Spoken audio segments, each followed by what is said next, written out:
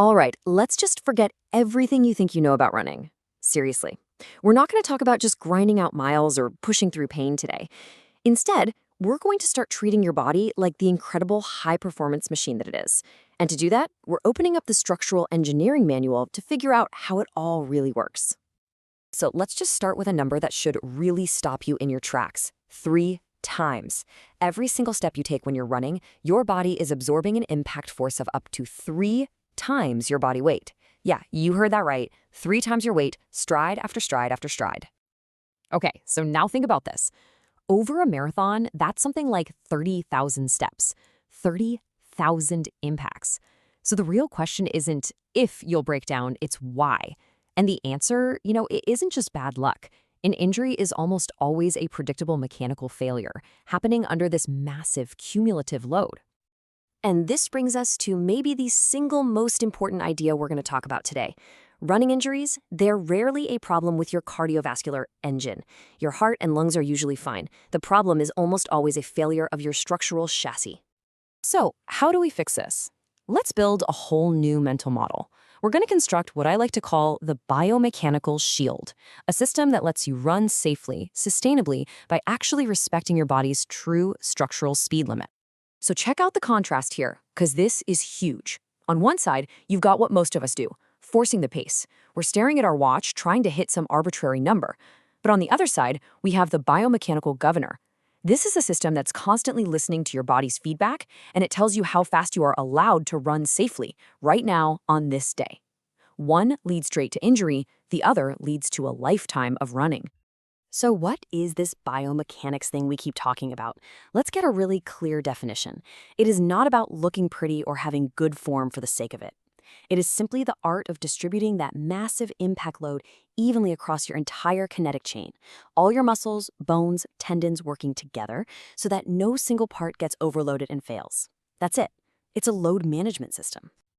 Okay, so now we know what good biomechanics is. It's managing load. So let's get our hands dirty and dissect the anatomy of a breakdown. Let's understand the simple physics behind why we get hurt when that system fails. So your body has 2 basic ways to absorb all that shock. First, you've got your muscles. They act like dampers, like shock absorbers on a car. But this is super expensive, metabolically speaking. It burns a ton of fuel, and muscles get tired. And when they fail late in the run, boom. That shock goes straight to your bones. The second and much, much better way is using your tendons and fascia as springs. They just store and return energy. They don't run out of fuel, they're super efficient, and they're what protects your skeleton when you need it most. And this is so critical. It's all about where that force actually goes. If you overstride, landing with your foot way out in front of you, you create these destructive shearing forces that travel across your bones and tendons. But if you land with your joints stacked, foot, ankle, knee, hip all lined up, that force travels right up the strongest axis of the bone. And your bones are incredibly strong when compressed, but they're dangerously weak against that shear force. Now let's trace a super common injury back to its source, because it's almost never where you think it is. It often starts way up at the core. Your glutes are inactive, so your pelvis gets unstable and drops to one side. That makes your femur rotate in, your knee collapses inward, and your poor IT band has to stretch like crazy to hold everything together. And what's the result? Bam, IT band syndrome or runner's knee. The pain is in your leg, but the problem started in your core. I love this slide because it's basically an engineering diagnostic chart for your body. You can literally draw a straight line from a mechanical error like overstriding to the physical force it creates, a braking force, and then to the totally predictable injury, shin splints or knee pain. Or look at low cadence, right? That means you're bouncing up and down the lot, which often leads to stress fractures. It's pure cause and effect. Okay, enough theory. That's the why things break. But how do you actually apply this stuff in the real world while you're running? Well, let's turn to your body's own dashboard, which is giving you constant real-time data if you just learn how to read it. So just imagine your body has this amazing sensor network, and every part is giving you feedback. This chart shows you the green light cues of a healthy system and the red light warnings of a failure about to happen. Take the ankle, for instance.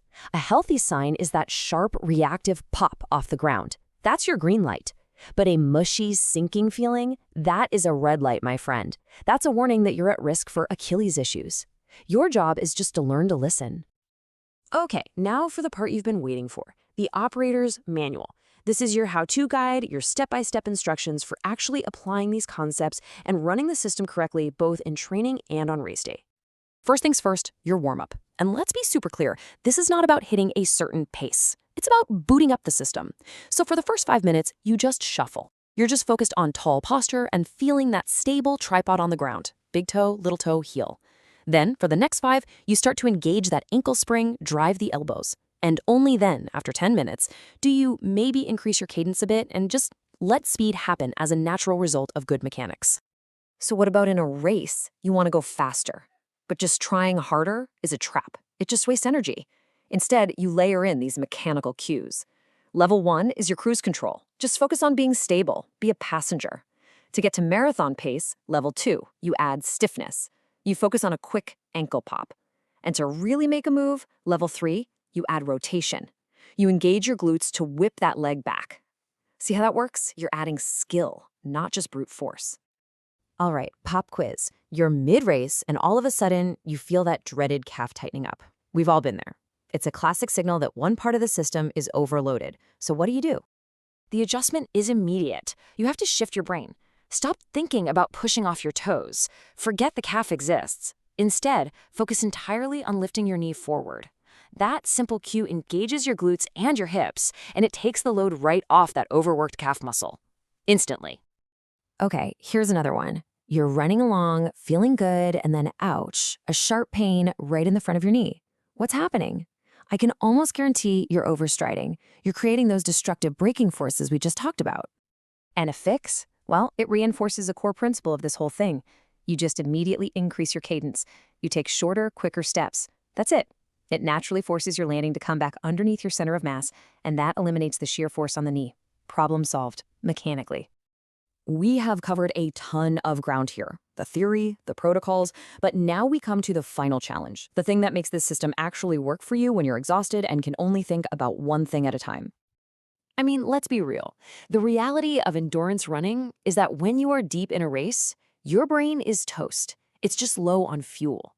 And as this quote says, if you try to run through a 5-point checklist at mile 23, you are just going to panic.